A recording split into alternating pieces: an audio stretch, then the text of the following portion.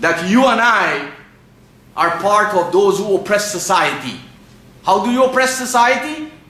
Each mother and father is oppressing their children. How? By continuing to instill in them culture and traditions that are based on what? On whims and fancies that don't produce results. This is how every mother and father oppress their children. Because the Prophet was told that if he follows his community after guidance has come to him, then he is among those who the zalimeen. And there are two aspects of dhulm. From zalima and zalama. Darkness. Look around the world and you see lots of darkness over the dark clouds over Muslim societies. And lots of injustices. Lots of injustices and lots of darkness. That's why the Qur'an in chapter 31 verse 13 says, Inna shirka la dhulmun azim. All injustices in society is the result of what? Shirk. What is shirk? Not to say God is two, but to actually serve many masters. And as I've said before, travel the Muslim world, travel the Muslim society, Canada and elsewhere, and you will see Muslims have many masters. You can't suck cane, as my people in the Caribbean used to tell me, you can't suck cane and blow whistle at the same time. You can't do two contradictory things at the same time. You can't belong to two contradictory philosophies. Cannot do that. So the Prophet was advised very strongly that he should not follow the whims of people. He should have a direct relationship with divine guidance. And divine guidance is such that you and I can see, we can do the litmus test for ourselves. You don't have to wait till you die, and I don't have to wait till I'm dead. You and I could know every day what kind of life we are living. Ask the student who's studying biology and all the ologies. You'll tell him when you're dead, then you'll have your degree, your undergraduate and postgraduate and your PhD, and you become a research fellow. He said, what am I going to do with that when I'm dead? I want it when I'm alive. So the Islam and the guidance of Allah is such, it has the litmus test to establish to the one who adheres to it whether he or she is walking on the right path. That is why it is called Deen al-Haq. هو الذي أرسل رسوله بالهدى ودين الحق. هو الذي أرسل رسوله بالهدى ودين الحق. The beloved Prophet came at a time when people were not following Deen al-Haq. They had Adyan al-Batil. They had false ways of life, false philosophies of life, false ideologies of life. And that is why it produced the results that you and I, if you're familiar with the history of the Arabs and the Persians and the Romans and the Greek and the Egyptians at that time, will know what happened, what was the scenario. So the Qur'an told this beloved Prophet, هو الذي أرسل رسوله بالهدى ودين الحق. It is He, Allah, who has sent His messenger with what? Bilhuda. What is huda? What is guidance? What is hidayah? The proof of hidayah is that darkness disappears. What is darkness? Figuratively, look at the Muslim countries, what is darkness? Look at the Muslim families, what is darkness? Deal with the individual Muslims and you'll see darkness. Lots of it. Go to the average masjids and centers and institute and you will see darkness. Why? Because guidance is not reading the book of guidance.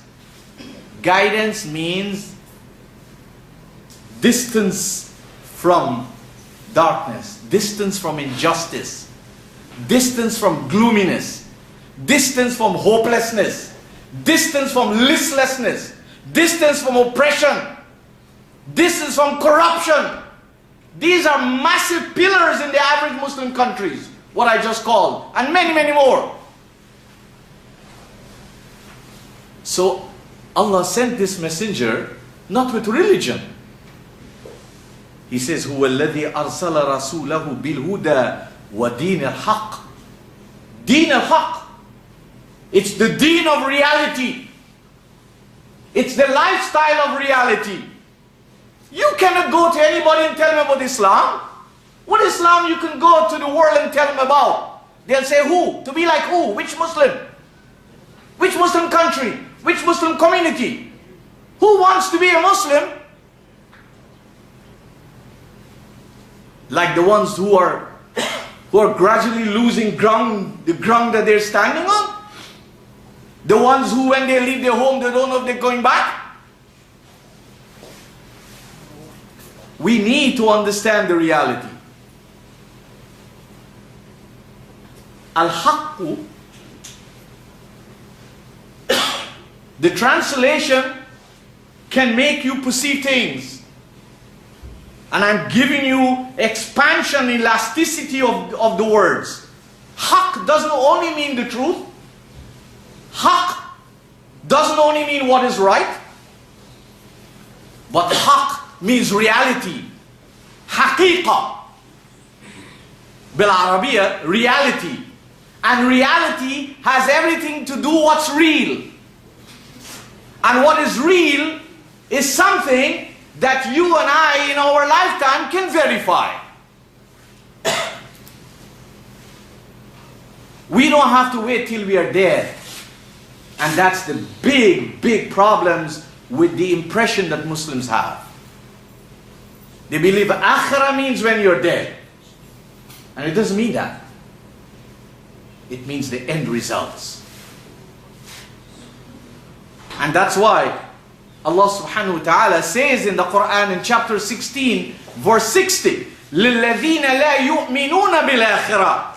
Those human beings who don't care, who don't secure the end results of their actions. مَثَلُ السَّوْءِ. They have the worst kind of results.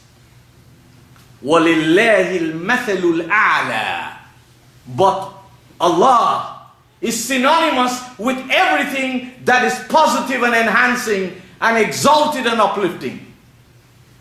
So how can Muslims say that they are in touch with Allah and their societies are in wreckage? They face Makkah every day, but they have many other focus in life that are contradictory, that are repugnant, that are opposed to the essence of the message of the beloved Prophet. So no matter what amount of rituals you do or I do or anybody does, Islam is not about ritual. It's not about empty vessels. It's not about a skeleton making actions up and down. It's not about going around Kaaba and pelting a jamarat. These are useless actions if they don't produce the human beings who can move the boulders in their life and resurrect the dead in their own lives and in their family lives and society. So this prophet was told in chapter 6, 116, وَلَئِن تُطِعْ أَكْثَرَ مَنْ فِي الْأَرْضِ يُضِلُّوكَ عَنْ سَبِيلِ اللَّهِ. So while we live in an age, while politicians are vying wherever they are for the votes of their constituents, politicians are vying for the votes. They're planning. They don't go to sleep. They're planning all the time. If they win the election, no. Next time I want the majority. Because why? In democracy, when they get the majority, they don't have to worry about the clamoring of the opposition. They can pass and break and make any law. Right? It just shows you the human concern. And this goes on in a democracy. Much less